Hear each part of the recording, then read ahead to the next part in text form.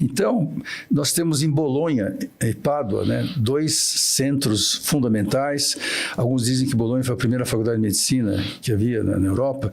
Então, ela veio da filosofia, era um termo genérico que albergava o conceito de ciência também, filosofia, né?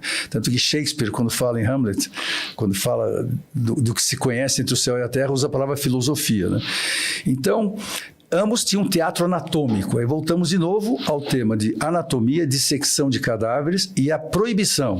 Então, eu queria que você comentasse o fato que havia na República de Vêneto uma facilidade maior para poder estudar cadáveres e dissecar, versus outras regiões da Itália. O problema é que a Inquisição chegava a atuar, o problema é que infelizmente hoje a gente vê atrapalhando um pouco a ciência, o lado político frequentemente, e Pádua, do que eu me lembro, era um centro que atraía muitos estudantes de toda a Europa para estudar medicina, porque era justamente mais livre. Foi lá que William Harvey, por exemplo, vindo da Inglaterra, foi estudar medicina, e lá fez estudos que eu queria que você comentasse, associando a anatomia básica e avançando para entender a parte funcional, para chegar a explicar a circulação sanguínea, as veias, as artérias e tudo mais, e depois comentar que um professorzinho que estava lá na época que ele estudou era Galileu Galilei, que começou a sua vida, ele ia estudar medicina, acho que entrou na faculdade de medicina, o pai queria, mas ele gostou do movimento dos pêndulos e rumou dos relógios, foi para a física e a matemática, e era professor de matemática em Pádua. Então comenta um pouco essa discussão justamente da ciência e como a anatomia e o estudo da função dos órgãos foi um avanço fundamental. Veja, hoje você não precisa, teoricamente, fazer dissecção para entender a anatomia, a não ser acesso cirúrgico. Quer dizer, a patologia e a anatomia precedem a fisiologia.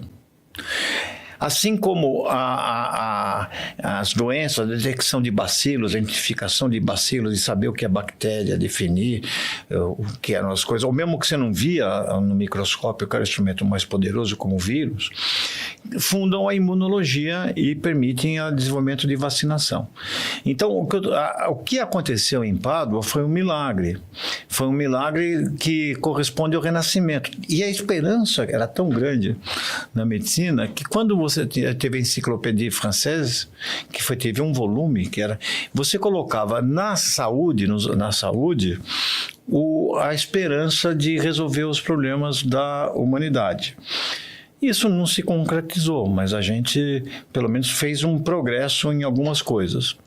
Mas a autópsia, eu concordo com você, ela está emoldurada não só no contexto científico, médico, ela desperta fascínio, desperta terror, ela tem fenômenos culturais, religiosos envolvidos nisso. Aparentemente, o próprio Da Vinci, que tem desenhos de cadáveres dissecados, ele tinha interesse, primeiro que ele era um polímata, né? Ele tinha um interesse amplo, mas tanto ele como Michelangelo usavam isso até para os orientar para pinturas e esculturas, né? Não há dúvida. E claro que aí ele bolou a teoria dele, mas esse é o lado fascinante do que a dinâmica da medicina. Você tem a anatomia que precede a dissecção dos cadáveres, mas já em Pádua você tem um a mais, é quando você associa os conhecimentos do corpo humano e da anatomia com a fisiologia, para entender. Afinal de contas, William Harvey estuda para onde vai o sangue, o que são as válvulas das veias, né?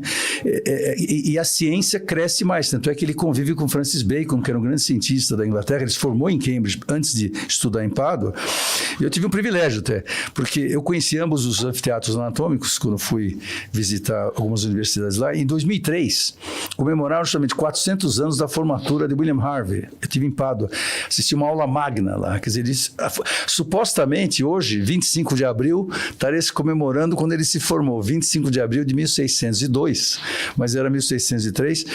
E eu visitando lá o anfiteatro com as togas e as roupas clássicas medievais que os alunos usavam, tinham 2 palestrantes em homenagem à cardiovascular, que era o Eugene Braunwald, que era o grande cardiologista da Harvard, que deu palestra, e Yacoub, que era aquele cirurgião egípcio que morava em Londres, que era um cirurgião de cardíaco infantil, que inclusive teve no Brasil, ambos falando passado, presente e futuro da cardiologia ou da cirurgia cardiovascular, mas tendo como elemento, é emocionante ver isso, eles diziam Gulielmus Aureus Anglicanus, que era o nome em latim de William Harvey, que era um estudante de Pádua, que se formou lá, era o doutorado dele, contando como isso atraía, o que a ciência faz quando atrai gente do mundo todo e da região em busca do conhecimento, da verdade, como isso é libertário, né? Como isso traz o progresso do ser humano, né?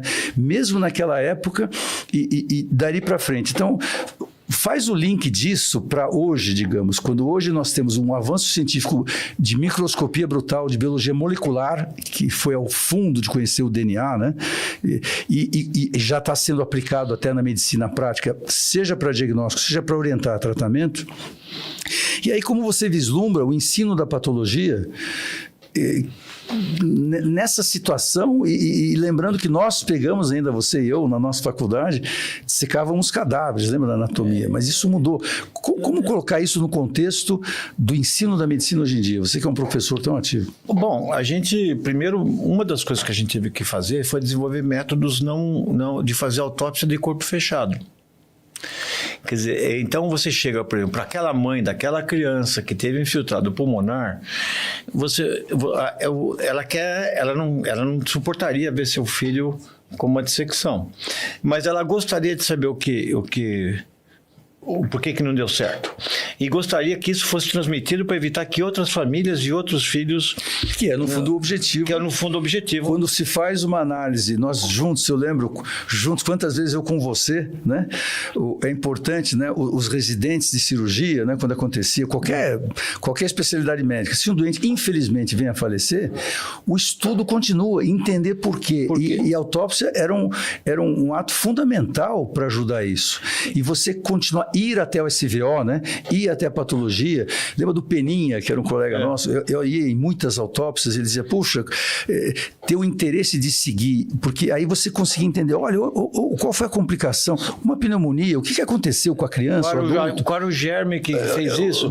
Ele era resistente ou não? O que se descobriu que eventualmente não se tinha, que levou o paciente a não responder ao tratamento e falecer? Então, a autópsia passa a ser um elemento fundamental, uma arma fundamental de conhecimento também, né? De progresso para melhorar a própria prática médica, ou não? Eu comparo isso a não uma doação de órgão, porque não pode porque está doente, mas a uma doação de conhecimento. E quando se explica isso, porque quando você conversa com uma família, principalmente de mortes inesperadas, sobram sempre... Quais são os sentimentos que a pessoa tem? O primeiro é tristeza, mas sempre pinta uma culpa. Perfeito. Se eu tivesse valorizado tal sintoma...